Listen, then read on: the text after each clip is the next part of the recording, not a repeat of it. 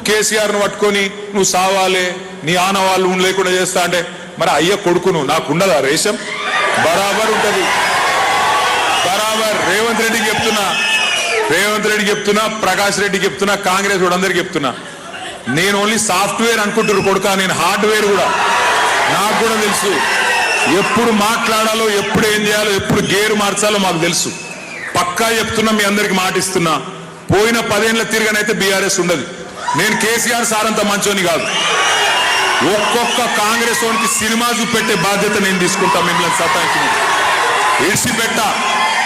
పారిపోయిన సప్త సముద్రాల అవతల పోయి దాక్కున్నా ఇడిసిపెట్ట వదిలిపెట్ట మిమ్మల్ని సతాయిస్తున్న కాంగ్రెస్ వాళ్ళు మిమ్మల్ని సతాయిస్తున్న అధికారులు వాళ్ళకొకటే చెప్తున్నా 2 ఏళ్లలో తిరిగి గులాబీ జెండా ఎగురుతుంది కేసీఆర్ ముఖ్యమంత్రి అవుతాడు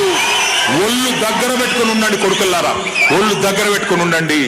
అయిపోయింది టైం అయిపోయింది పక్కా అయిపోయింది ఏం డౌట్ కూడా అవసరం లేదు మీకు ఇదివరకు ఒక సినిమా వచ్చింది అర్జున్ రెడ్డి అని super hit cinema Arjun Reddy super hit కానీ రేవంత్ రెడ్డి అటర్ ఫ్లాప్ ఎందుకంటే ఇప్పుడు మీకు తెలుసు ఫస్ట్ హాఫ్ అయిపోయింది ఇంటర్వ్యూలు ఒడిసిపోయింది ఏమి లేదు సినిమాలు అంతా తుస్సుపటాక్ ఏమి లేదు ఇంకా కొత్తగా చేసేది కూడా ఏమి లేదు జారుడు బండ మీద ఉన్నాడు ఆయన జారిపోతూనే ఉన్నాడు ఆయనతో ఏం అయ్యేది లేదు ఊదు కాలది పీరి లేవది కొత్తగా ఒక్క పథకం అమలు కాదు ఆయనతో ఏమి కాదు మీరు భయపడక్కర్లేదు ఇంకొక మాట చెప్తున్నా మళ్ళీ యాది పెట్టుకోండి మళ్ళీ చెప్తున్నా ముఖ్యమంత్రి పదవికి వెళ్ళి దిగిపోయిన తర్వాత ఆయన పోతుంటే కూసున్న కుక్క కూడా లేవది మళ్ళీ చెప్తున్నాను అందుకే భయపడే అక్కర్లేదు ఎవరికో భయపడి ఏందో కింద మీద అయ్యే అవసరం ముఖ్యమంత్రిని ఇష్టం వచ్చినట్టు మాట్లాడే పరిస్థితి వస్తే ఖబర్దార్ నీ అయ్య నుంచి మొదలు పెడితే నీ కింది వరకు కూడా ఒక్కొక్కరిని మరి చీల్చి చెండాడే ప్రయత్నం చేస్తాం పనికిరాని మాటలన్నీ మాట్లాడుకుంటా నువ్వు ఒక మనిషి నీకు ఒక రాజకీయం ప్రతిపక్ష నాయకుడు లేడేంది అని అంటే రాడు అని అంటారు అసలు నేను అంటున్నా ఈరోజు మళ్ళీ తెలంగాణ సెంటిమెంట్కి మేమే బాధ్యులం అంటారు కదా మీ బతుకు భారత రాష్ట్ర సమితి ఎందుకు మారింది మళ్ళీ తెలంగాణ సెంటిమెంట్ ఎవడొచ్చి ఇక్కడ కొట్లాడినా సరే వాడొచ్చి కొట్లాడినా వీడొచ్చి కొట్లాడినా వీడు ఉండడు మళ్ళీ మేమే కొట్లాడాలి భారత రాష్ట్ర సమితి అని గుణాత్మకమైన మార్పు అని చెప్పి దేశవ్యాప్తంగా మేము విస్తరించాలని పోతిరి ప్రజలు బండకేసి బాధంగానే మన వెనకకు వచ్చేసి అలా మేము తెలంగాణ అంటుంటారు మీరు తెలంగాణ వాళ్ళు కారు రాసుకోండి ఇప్పుడు ఒక తెలంగాణ ఉద్యమకారుడిగా తెలంగాణ ఉద్యమకారుల కమిటీ మెంబర్గా నేను ఈరోజు చెప్తున్నా బీఆర్ఎస్ పార్టీలో తెలంగాణ నాయకులు ఉండొచ్చు తెలంగాణ ఉద్యమకారులు ఉండొచ్చు కానీ కల్వకుంట్ల కుటుంబం తెలంగాణకు సంబంధించింది కాదు ఇప్పుడు ఎందుకంటే ఎందుకు భారత రాష్ట్ర సమితిని మార్చిండ్రో ఇలా తెలంగాణ సమాజానికి మీరు చెప్పాల్సిన అవసరం ఉంది లేకపోతే ఈ ఒక ఆయన పొట్టి ముక్క ఆయన పొడుగు ముక్క ఆయన తిరుగుతూ ఉన్నారు ఇటొకళ్ళు అటొకళ్ళు బావమమ్మర్దులు పంచుకొని భారత రాష్ట్ర సమితి అని పెట్టుకున్నందుకు మీరు ముక్కు నేలకు రాయండి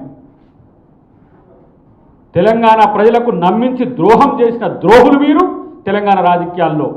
మీరు ఇలా వచ్చేసి మళ్ళీ ముఖ్యమంత్రి అది చేయలేదు ముఖ్యమంత్రి ఇది చేయలేదని ఎన్నిసార్లు చెప్పినా మీ గాయలు పడుతున్నామని మమ్మల్ని అంటున్నారు జనం నేనంటున్నా ఇలాంటి పిచ్చివాగుళ్ళు బంద్ చేసుకుంటే మంచిదని చెప్పి హెచ్చరిస్తున్నాం ఏం చేస్తారు ఒక ఆయన అన్నాడు సార్ వాళ్ళు అట్నే మాట్లాడుతుంటారు వాళ్ళు ప్రాపగండా చేస్తుంటారు వాళ్ళు మాట్లాడుకుంటూ పోతా ఉంటే మీరు సమాధానం చెప్పుకోవాల్సిన రావాల్సి వస్తుంది అని అంటే ఒక దశ దాటినాక పిచ్చోడు అని తేల్చేసినాక ప్రజలు ఎట్లా చూస్తారు మొదటి పిచ్చోడు కేటీఆర్ అయితే పోటీ పడుతున్నాడు మనోడు హరీష్ రావు బీఆర్ఎస్ పార్టీని పిచ్చోళ్ళ సంఘం చేయకుర్రా నాయన ఒక రోజు ఆ పార్టీలో తెలంగాణకు కొట్లాడిన వాళ్ళు ఉన్నారు వాళ్ళు మీరు అవకాశాలు ఇవ్వకపోవచ్చు కాక కానీ మీ కుటుంబం కోసం మొత్తం తెలంగాణను నాశనం చేస్తే మిమ్మల్ని బండకేసి బాధితే ఇప్పుడు మేము తెలంగాణను కూడా తిరుగుతున్న పరిస్థితి వచ్చింది మీకు ఈ దుస్థితి మేము తెలంగాణ కొరకు కొట్టాడని చెప్పుకోవాల్సిన దుస్థితికి ఇలా బీఆర్ఎస్ పార్టీ వచ్చింది ఒకడు అంటాడు కేసీఆర్ లేకపోతే తెలంగాణ వచ్చేది ఏందని నేను అంటున్నా కేసీఆర్ తెలంగాణ రాకుండా చూస్తానికి ప్రయత్నం చేసిండు ఒక తెలంగాణ ఉద్యమకారుడిగా తెలిసిన అంశాలు నేను చెప్తున్నా 100 సీట్లు 15 ఎంపీ సీట్లు వస్తే తెలంగాణ అదే వస్తుందని కరీంనగర్లో డిక్లేర్ చేసుకొని అటువైపుగా పోయినప్పుడు కదా జేఏసీ మొత్తం దాన్ని పూర్తి స్థాయిలో మార్చి ఏ విధంగా సాగరహారం పెట్టింది ఏ విధంగా సంసద్ యాత్ర పెట్టింది ఏ విధంగా సడక్ బంద్ పెట్టింది ఏ ఒక్క ప్రోగ్రాంలో కేసీఆర్ ఉన్నాడా